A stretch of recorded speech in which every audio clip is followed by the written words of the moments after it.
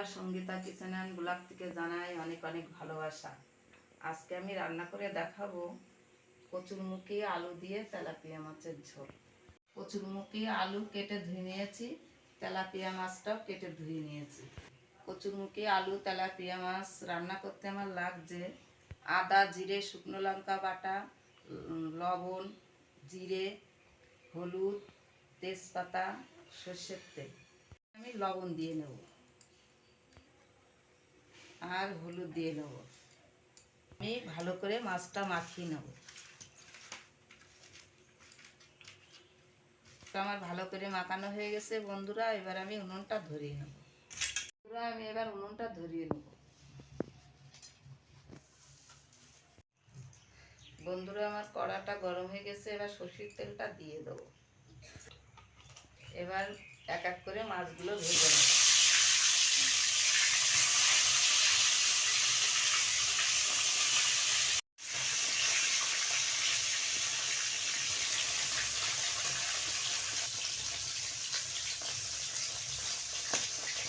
হয়ে গেছে ভালো করে, আমি থালায় এবার তুলে নেব।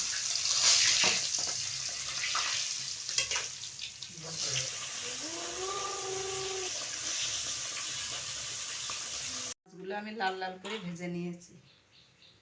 এবার আমি কড়াইতে একটু তেল দিয়ে নেব। আর কচুরমুখী আর আলু আমি ভেজে নেব।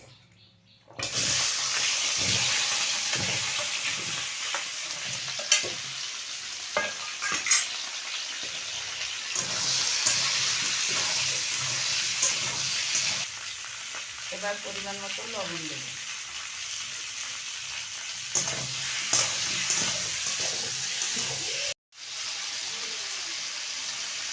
হলুদ দিয়ে দেব।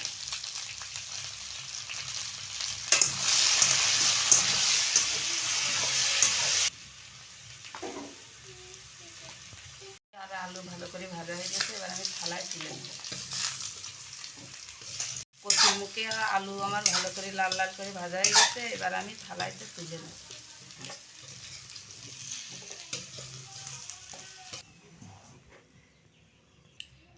এবার আমি তেলটা দিয়ে দিলাম, তেজপাতা, জিরে ফোড়ন দিলাম, আদা, জিরে, শুকনো লঙ্কা বাটা এবার আমি তেলে করে দিই।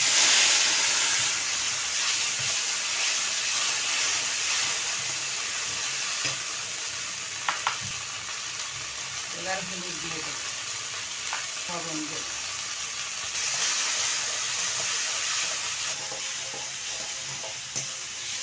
মশলাটা আমার কষানো হয়ে গেছে, এবার আমি আলু আর কচুরমুখিটা দিয়ে দেব।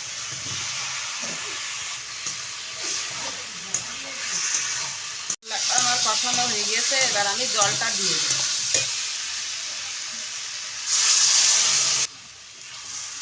বন্ধুরা, আমার জলটা দেওয়া হয়ে গেছে, এবার আমি ঢাকনাটা দিয়ে ঢাকা দেব।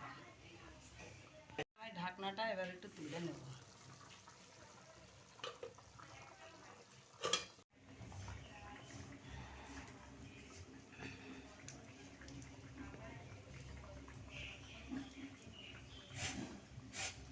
বন্ধুরা, এবার ভেজে রাখা মাছগুলো দিয়ে দেব।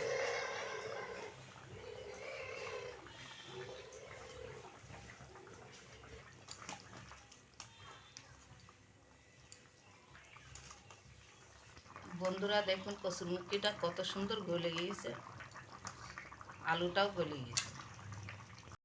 বন্ধুরা, আমার আলু দিয়ে কচুরমুখি দিয়ে তেলাপিয়া মাছটা ঝোল রান্না হয়ে গেছে, এবার আমি নামিয়ে নেব।